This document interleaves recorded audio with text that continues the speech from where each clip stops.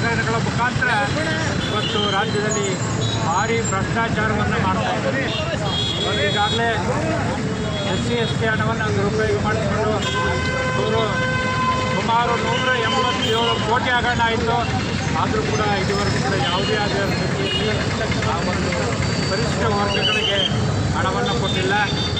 ಮತ್ತು ಇವತ್ತು ರಾಜ್ಯದಲ್ಲಿ ಸರ್ಕಾರವನ್ನು ನಡೆಸ್ತಕ್ಕಂಥ ವಿಧಾನಸಭೆಯ ಅಧ್ಯಕ್ಷರು ಪಕ್ಷಪಾತ ಧೋರಣೆಯನ್ನು ಇವತ್ತು ತಾಳಿದ್ದಾರೆ. ಇವತ್ತು ಒಂದು ಪಕ್ಷವನ್ನು ಓಲೈಸಿ ಇವತ್ತು ಆ ಒಂದು ಸ್ಪೀಕರ್ ಸ್ಥಾನಕ್ಕೆ ಸ್ಥಿತಿಯನ್ನು ತಂದಿದ್ದಾರೆ. ಸುಮಾರು ಇವತ್ತು ವಿಧಾನಸಭೆಯ ಸದಸ್ಯರನ್ನು 18 ಜನರನ್ನು 6 ತಿಂಗಳ ಕಾಲ ಇವತ್ತು ಅಮಾನತಿನಲ್ಲಿಟ್ಟಿದ್ದಾರೆ. ಇದು ಖಂಡನೀಯವಾದ ಪ್ರಜಾಪ್ರಭುತ್ವದ ವ್ಯವಸ್ಥೆಯಲ್ಲಿ ನಮ್ಮ ಹಕ್ಕುಗಳನ್ನು, ಜನತೆಯ ನೋವುಗಳನ್ನು ಅಲ್ಲಿ ಪ್ರತಿಭಟನೆ ಮುಖಾಂತರ ವ್ಯಕ್ತಪಡಿಸೋದು ವಿರೋಧ ಪಕ್ಷದ ಕರ್ತವ್ಯ. ಆ ನಿಟ್ಟಿನಲ್ಲಿ ನ್ಯಾಯಯುತವಾದಂಥ ಪ್ರತಿಭಟನೆ ಮಾಡ್ತಾ ಇದ್ದಂಥ BJP 18 ಸದಸ್ಯರನ್ನು ಅಮಾನತಿನಲ್ಲಿಟ್ಟಿದ್ದಾರೆ.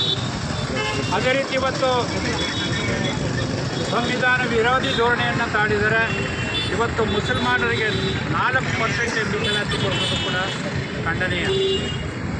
ಹಾಗೆ ಇವತ್ತು ಸುಮಾರು 42,000 ಕೋಟಿ ಹಣವನ್ನು SC/ST ಹಣವನ್ನು ಗ್ಯಾರಂಟಿ ಯೋಜನೆಗಳನ್ನು ಉಪಯೋಗಿಸಿಕೊಂಡು ಇವತ್ತು ರಾಜ್ಯದಲ್ಲಿ ಕುಡಿಯುವ ನೀರಿನ ಸಮಸ್ಯೆ, ರಸ್ತೆ ಸಮಸ್ಯೆಗಳು, ಅನೇಕ ವಿದ್ಯಾರ್ಥಿಗಳಿಗೆ ವಿದ್ಯಾರ್ಥಿ ವೇತನ ಕೊಡ್ತಾ ಇಲ್ಲ, ಸರ್ಕಾರಿ ನೌಕರಿಗೆ ಸರಿಯಾದ ರೀತಿ ಸಂಬಳವನ್ನು ಕೊಡ್ತಾ ಇಲ್ಲ.